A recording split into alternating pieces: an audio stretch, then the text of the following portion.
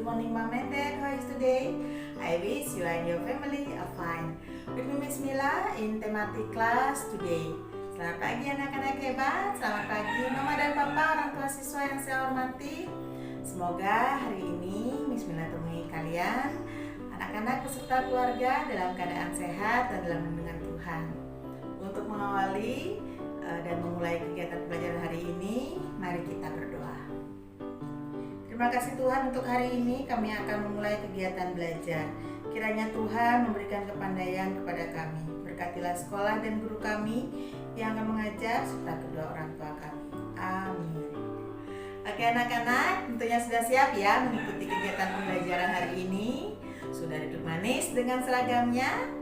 Sudah menyiapkan buku pembelajaran yaitu tematik untuk muatan bahasa Indonesia hari ini. Adapun materi yang kami semula sampaikan hari ini adalah mengenai teks eksplanasi, yaitu meringkas dan menjelaskan kembali suatu teks eksplanasi ke dalam bentuk peta pikiran. Nah, pada pembelajaran sebelumnya kita sudah belajar mengenai teks eksplanasi. Adapun teks eksplanasi adalah suatu teks yang memaparkan suatu kejadian yang terjadi di lingkungan sekitar kita mengenai peristiwa alam, sosial, budaya, dan peristiwa lainnya. Nah, adapun teks eksplanasi memiliki 3 struktur, yaitu pernyataan umum, hubungan sebab akibat, dan interpretasi. Nah, hari ini Miss Mila akan ajak kalian dan paparkan materi mengenai bagaimana cara meringkas suatu teks eksplanasi, kemudian menyajikan teks eksplanasi tersebut ke dalam bentuk peta pikiran. Nah, untuk pemaparan hari ini, silahkan kalian simak video pemaparan materi yang sudah Miss Mila berikan, yang akan Miss Mila sajikan. Silahkan kalian simak dengan baik dan kalian catat materi yang Miss Mila berikan ke dalam buku catatan bahasa Indonesia kalian. Selamat menyimak anak-anak. Selamat pagi anak-anak. Hari ini Miss Mila akan menjelaskan materi mengenai membuat ringkasan dan menjelaskan teks eksplanasi dalam bentuk peta pikiran. Untuk materi pertama yang akan Miss Mila jelaskan adalah mengenai membuat ringkasan dan kesimpulan dari teks eksplanasi. Ada beberapa hal yang perlu diperhatikan dalam membuat suatu ringkasan teks eksplanasi, yaitu pertama, bacalah teks dengan seksama. 2. Catatlah gagasan utama dari setiap paragraf. 3. Ubahlah gagasan utama menjadi kalimat efektif. 4. Rangkailah kalimat-kalimat tersebut sehingga menjadi paragraf yang padu. Dan kelima, pastikan kita menggunakan kosakata baku dan ejaan sesuai dengan pedoman umum ejaan bahasa Indonesia.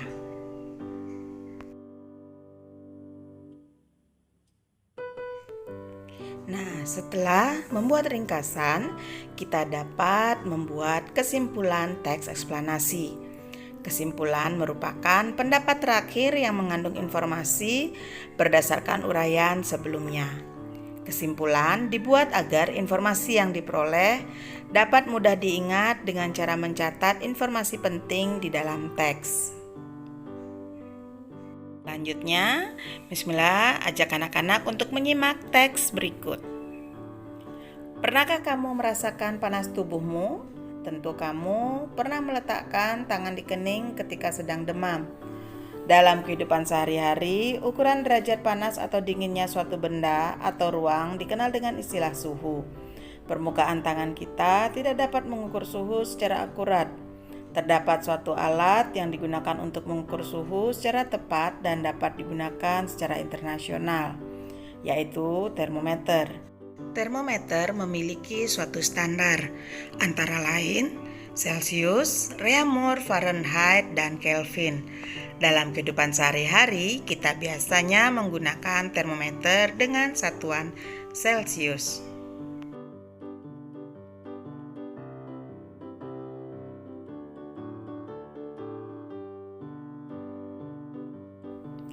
Nah, dari bacaan tersebut kita dapat membuat ringkasan berdasarkan teks yang sudah kita baca, yaitu suhu adalah ukuran panas atau dinginnya suatu benda.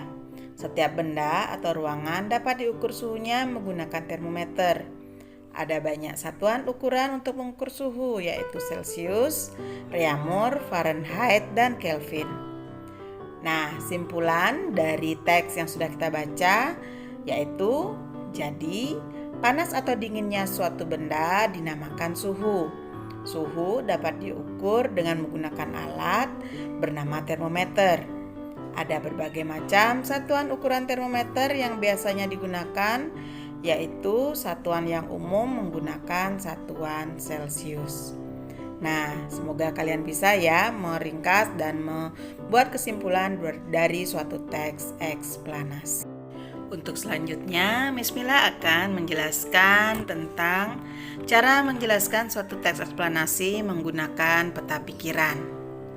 Konsep teks eksplanasi dapat dijelaskan dengan menggunakan peta pikiran. Peta pikiran adalah suatu cara mencatat yang kreatif, efektif, dan secara harfiah dapat memetakan pikiran-pikiran kita.